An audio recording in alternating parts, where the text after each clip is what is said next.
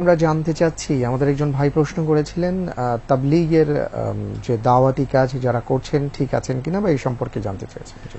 জি, আসলে তো আপনি প্রশ্নটা নির্ধারণ করেননি। তাবলীগ শুধু তাবলীগই বলেছেন। তাবলীগ দিনের দাওয়াত, এটা একটা দিনের গুরুত্বপূর্ণ ইবাদত, সাধারণভাবে ফরজে কিফায়া, কখনো ফরজে আইন হতে পারে, যেমন আপনার সন্তানকে, আপনার স্ত্রীকে, আপনি যাদের তত্ত্বাবধায়ক তাদেরকে তাবলীগ করা আপনার জন্য ফরজে আইন, আর সাধারণভাবে ফরজে কিফায়া। আরেকটা হলো এই ইবাদত পালনের জন্য যে বিভিন্ন পদ্ধতি রয়েছে।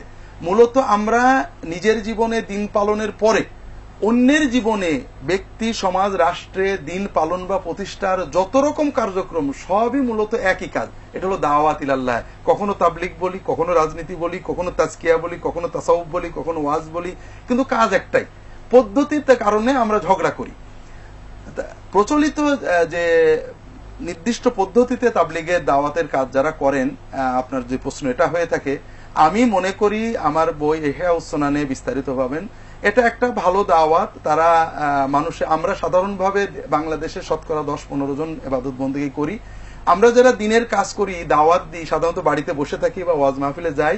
যারা আগ্রহ করে তারা শোনে, কিন্তু যাদের মনে আগ্রহ নেই তাদেরকে ডেকে আনার জন্য প্রচেষ্টা কম। তাবলীগের ভাইরা এটা করেন, এটা ভালো কাজ। পাশাপাশি তাদের কর্মপদ্ধতির ভিতরে বিভিন্ন ভুল ত্রুটি রয়েছে, যেটা আমি ব্যক্তিগতভাবে আমার ইহয়া সুনান বইয়ে লিখেছি। এই ভুল ত্রুটিগুলো থেকে মুক্ত হলে আরো সুন্নত মোতাবেক হবে, আরো বরকত হবে, সওয়াবও বেশি হবে। আমরা যারা তাবলীগে আছেন তারা এগুলো সংশোধন করে আশা করি আরো নবীওয়ালা দাওয়াতের কথা তারাও বলেন, কিন্তু আমরা অনেক সময় দেখি তাদের কাজের ভিতরে নবীওয়ালা কাজের সাথে ত্রুটি রয়ে যায়। যেমন রাসূলুল্লাহ সাল্লাল্লাহু আলাইহি ওয়াসাল্লামের দরবারে এসে একজন লোক ঈমান আনার পরে সে হারামে লিপ্ত থেকেছে, এমন পাওয়া যায় না। কিন্তু আমরা অনেক সময় দেখি তাবলীগের দাওয়াতে অনেক সময় ফজিলতের গুরুত্ব দেওয়া হয়, মুস্তাহাব ইবাদতের গুরুত্ব দেওয়া হয়, কিন্তু আল্লাহর হক, বান্দার হক, ফরজ, হারামের কথা বলা হয় না। 5 বছর 10 বছর দাওয়াত এবং তাবলীগে থাকার পরও একটা মানুষ হারামে লিপ্ত থাকে।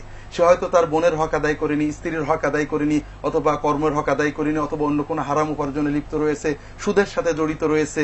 তাহলে আমাদের দাওয়াত নবীওয়ালা হলো কি করে? যে একজন মানুষ 10 বছর আমার সহবতে থেকেও তার ইমানটা বিশুদ্ধ হলো না, আকীদাটা বিশুদ্ধ হলো না, তার আমলটা বিশুদ্ধ হলো না, অথচ রাসূলুল্লাহ সাল্লামের কাছে এসে একদিন 2 দিন থাকলে এটা শুদ্ধ হয়ে যেত।